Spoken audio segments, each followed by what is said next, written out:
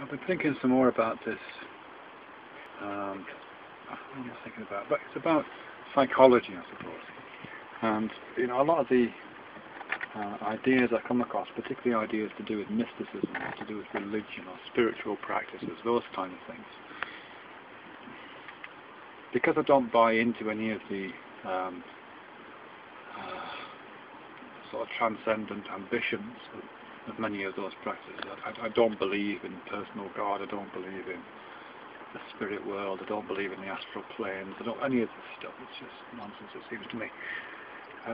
The only recourse that maintains some kind of a naturalistic framework places those ideas, spiritual and religious, metaphysical ideas, inside the mind. So they become aspects of psychology rather than aspects of the material world outside oneself, if you like. And since they're aspects of psychology, they might be faculties, they might be perceptions, they might be memories, they might be hallucinations, they might be delusions, they might be poetic imaginings, to be slightly more positive about it.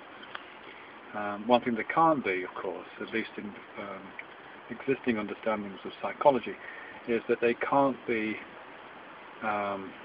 shared, they can't be part of interpersonal experience, they can't be part of the sort of set of causal connections that work outside of oneself. They demand a kind of solipsism.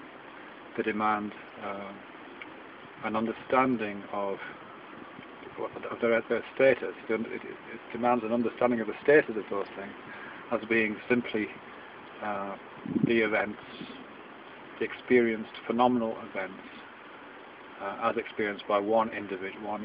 They could be idiosyncratic. There's no wider relevance than that. Even if the particulars of those are capable of being shared by communication, by translation, by indoctrination.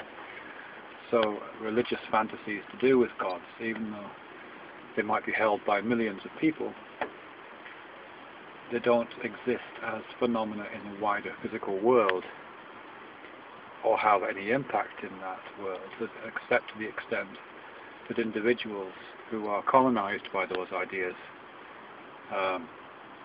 perform acts on their behalf, if you like. So I guess I'm just pretty unhappy with that whole idea. It goes back to something I was writing about a little while ago, some stuff that Persinger was doing on transcranial magnetic stimulation work, in which you wave a sort of magnetic wand near someone's head and they get an experience of God. There was lots of stuff in the popular press about that, often referred to as the God spot. So that seems to me a classic example of finding a spiritual or religious or metaphysical idea, God in this particular case, and it being identified as simply, in inverted commas, the felt experience of some kind of neurological process, ultimately reduced to and located within the confines of an individual skull, and with no wider relevance than that. I mean, it may be the case that's all it is. I suppose the reservation that I have is that psychology, to the extent that exists as a discipline at all these days,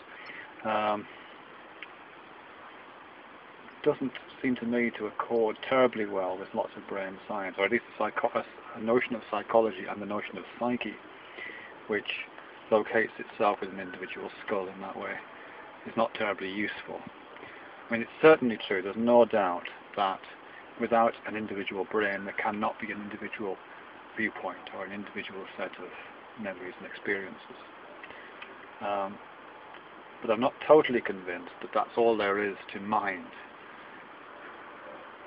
And I'm aware that I'm getting very close to something metaphysical here again, just by redefining something as mind. But certainly a lot of the research to do with mind suggests, to me at least, that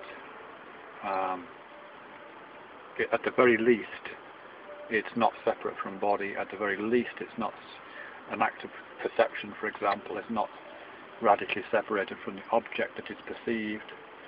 There seems to be a sense in which mind, although it's really hard to find a good way to describe it, doesn't operate in the same way that brain, or they're not simply coexistent formulations. Mind may be supervenient on the brain and on neurological processes, but it seems to be also supervenient on other aspects of the physical world. Whilst I'm looking at this tree through the car window right now, for example, it seems to me as true to say that the perception of the tree is supervenient on the tree.